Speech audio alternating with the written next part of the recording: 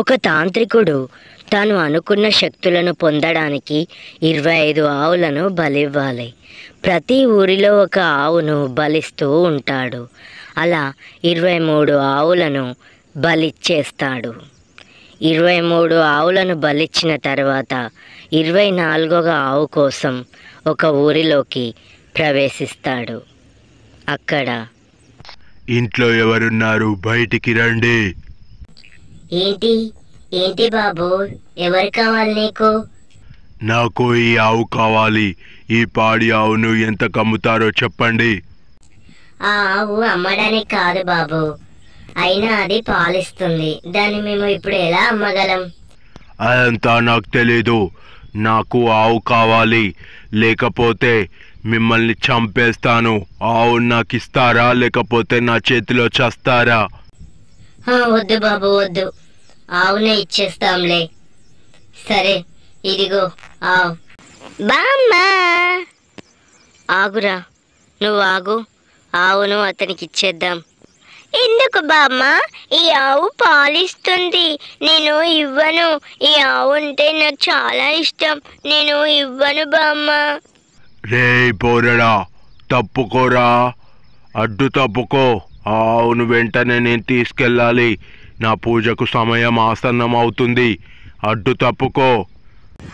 లేదు, నేను ఈ ఆవును నీకు ఇవ్వను. నేను ఇవ్వనంటే ఇవ్వను. ఈ ఆవు నాకు కావాలి, నాకు కావాలి. బాబు, నా మనమనికి ఈ ఆవు అంటే చాలా ఇష్టం. ఈ ఆవును నేను నీకు ఇవ్వలేను బాబు. ఇంకేదైనా అడుగు, ఇచ్చేస్తాను. ఏ ముసలి, చెప్తుంటే అర్థం కాదా? నాకు ఆవును ఇవ్వవే అంటే ఇవ్వవు. ఈ ఆవు ఇవ్వడానికి నీకు ఈ బాబే అడ్డం వచ్చాడా? అయితే వాడిని చంపేస్తాను. తర్వాత ఈ ఆవును నాకు ఇచ్చేసేయి. అయ్యో అయ్యో, చంపేశాడా? నా మనవడిని చంపేశాడే. నాకు అడ్డం వస్తే మనమన్నే కాదే, నిన్ను కూడా చంపేస్తా. అడ్డు తప్పుకో అంటూ ఆ ఆవును తీసుకొని ఆ ఊరి పొలిమేర దగ్గర ఆ ఆవును క్షుద్ర పూజ చేసి బలిచ్చేస్తాడు. ఆ తర్వాత మాంత్రికుడు ఇలా అనుకుంటాడు, ఇప్పటి వరకు నేను 24 ఆవులను బలిచ్చాను. ఇంకో ఆవు పార్వతీపురంలో తీసుకొని వచ్చి బలిస్తే నా పూజ సమాప్తమవుతుంది. ఆ తర్వాత నాకు ఎన్నో శక్తులు సిద్ధిస్తాయి.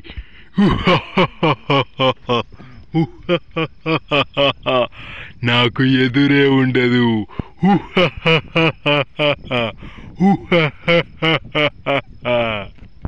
ప్రతిరోజు పోలేరమ్మకు పూజ చేయందే నా బిడ్డకు నిద్ర పట్టదు.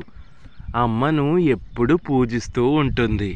తను అమ్మకు మంచి భక్తురాలు. అవును శాస్త్రి గారు, అమ్మాయి చాలా బాగా పూజ చేస్తూ ఉంటుంది ప్రతిరోజు. అందుకే కదా ఈ ఊరు ఎప్పుడు సస్యశ్యామలంగా ఉంటుంది. ఇదిగోండి అన్న, ప్రసాదం తీసుకోండి. అమ్మా, ఈరోజు అమ్మవారికి ఏం ప్రసాదం తీసుకొచ్చావు? నేను అమ్మవారికి ఈరోజు చక్కెర పొంగలి తీసుకొచ్చాను నాన్న. ఇప్పుడు మీరు కమ్మగా తినండి ఈ ప్రసాదాన్ని. అమ్మ మన ఊరిని ఎప్పుడు కాపాడుతూ ఉంటుంది కంటికి రెప్పలా. నీ చల్లని పూజ చేస్తూ ఉంటే అమ్మవారు ఎప్పుడు మనం చల్లగా కాపాడుతూ ఉంటుంది. అలా అమ్మకు పరమ భక్తురాలైన పార్వతి ఇంటికే ఆ తాంత్రికుడు ఆవును తీసుకురావడానికి వెళ్తాడు. అప్పుడు అక్కడ,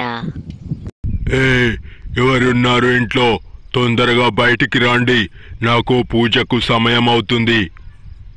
ఎవరు బాబు నువ్వు? ఏం కావాలి నీకు? నాకు ఈ పాడి ఆవును ఇచ్చేసేయండి. మీకు ఎంత డబ్బు కావాలో తీసుకోండి. నాకు ఈ పాడి ఆవును వెంటనే ఇచ్చేసేయండి. అది నేను ఇవ్వలేను బాబు, అది పాలిస్తుంది. అలాంటి మంచి పాడి ఆవును నేను ఎలా అమ్మగలను? లేదు లేదు, నేను అమ్మలేను బాబు. ముసలోడా, నీకు ఆవు కావాలా, నీ ప్రాణం కావాలా? ఆవుని ఇస్తే బతికుంటావు, లేకపోతే నా చేతిలో చస్తావురా ముసలోడా. లేదు లేదు, నేను ఆవుని ఇచ్చేస్తాను. ఏంటి నాన్న, ఏమైంది? ఇతను ఒక మాంత్రికుడిలా ఉన్నాడు తల్లి. మన పాడి ఆవు కావాలంట, వెంటనే ఇచ్చేద్దాం, లేకపోతే మనల్ని చంపేస్తానంటున్నాడు. ఏంటి, చంపుతాడా? ఈ పాడి ఆవును ఇవ్వకపోతే చంపుతాడా? ఏ తాంత్రిక, నువ్వు మా పాడి ఆవును ఎక్కడికి తీసుకెళ్తావో నేను చూస్తాను. ఎలా తీసుకెళ్తావో నేను చూస్తాను. ఇవ్వకపోతే మమ్మల్ని చంపుతావా? నీకెంత ధైర్యం? ఈ పార్వతీపురానికి వచ్చి పోలేరమ్మ ఉన్న ఊళ్ళో నువ్వు ఇలాంటి మాటలు మాట్లాడుతున్నావంటే నీ తాంత్రిక శక్తి ఏపాటిదో నేను చూస్తాను. ఏం చేస్తావురా, ఏం చేస్తావు? చంపరా, చంపు, చూద్దాం, చంపు. ఏ పిచ్చి పాప, చెప్తుంటే అర్థం కాదా నీకు? ఇప్పుడు చూడు నిన్ను ఎలా చంపుతాను. జై పోలేరమ్మ. ఆ! ఈ ఊర్లో ప్రతి ఒక్కరు పోలేరమ్మ భక్తులే. వాళ్ళని నువ్వు ఏమీ చేయలేవురా మూర్ఖపు రాక్షస. వెంటనే ఇక్కడి నుంచి వెళ్తావా? ఊరి జనాన్ని పిలిపించి నీకు దేహశుద్ధి చేపియమంటావా? ఈ ఆవును తీసుకొని వెళ్ళకపోతే నా పూజ నిర్వీర్యం అయిపోతుంది. నీకేం కావాలో చెప్పు, ఈ ఆవును నాకివ్వు. ఎంత చెప్పినా వినవురా నువ్వు అంటూ ఊరి జనం మొత్తాన్ని కేకలు వేస్తూ పిలిచి ఆ తాంత్రికుణ్ణి మొత్తం ఊరి జనమంతా పిచ్చి కొట్టుడు కొట్టి ఊరి అవతలికి విసిరిపారేస్తాడు.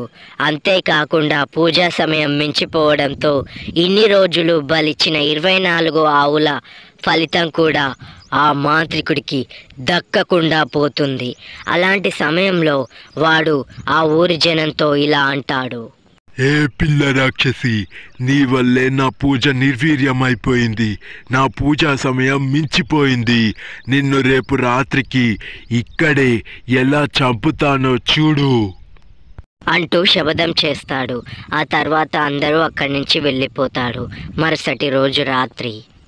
ఎందుకమ్మా వాడితో పెట్టుకున్నావు? ఆ ఆవుని ఇచ్చేస్తే అయిపోయేది కదా. ఆ తాంత్రికుడు ఏదో శబదం చేశాడు. నాకు చాలా భయంగా ఉంది. ఎందుకు నాన్న భయపడడం? మనల్ని ఆ పోలేరమ్మ తల్లి ఎప్పుడూ కాపాడుతూ ఉంటుంది. ఇలాంటి తాంత్రికులకు మాంత్రికులకు భయపడితే ఇంకా మనకు అమ్మ ఉండి ఎందుకు చెప్పండి? మనల్ని ఆ రాక్షసుడు ఏమీ చేయలేడు. అంతా పోలేరమ్మ మీద నమ్మకం ఉంచుకొని నిద్రపోండి నాన్న, ఏమీ జరగదు. ఆ రోజు రాత్రి కొన్ని క్షుద్ర శక్తులను ఉపయోగించి పార్వతిని ఇంటి బయటికి రప్పించి ఆ తర్వాత పొలిమేర వరకు తీసుకొని వెళ్తూ ఉంటారు. అలాంటి సమయంలో పోలేరమ్మ గుడి ముందు నుంచే పార్వతి వెళ్తూ ఉంటుంది. అక్కడి నుంచి వెళ్ళిన తర్వాత ఆ మాంత్రికుడి దగ్గరికి చేరుకుంటుంది పార్వతి. తాను ఎక్కడికి వెళ్తుందో ఏం చేస్తుందో తెలియని నిస్సహాయ స్థితిలో నడుచుకుంటూ పొలిమేర దాకా వెళ్ళిపోతుంది. అప్పుడు అక్కడ, ఏ పిల్ల రాక్షసి, నా పూజను నిర్వీర్యం చేస్తావా? ఇప్పుడు చూడు నిన్ను ఎలా చంపుతానో అంటూ ఆ పాప మీదికి కత్తి విసురుతాడు.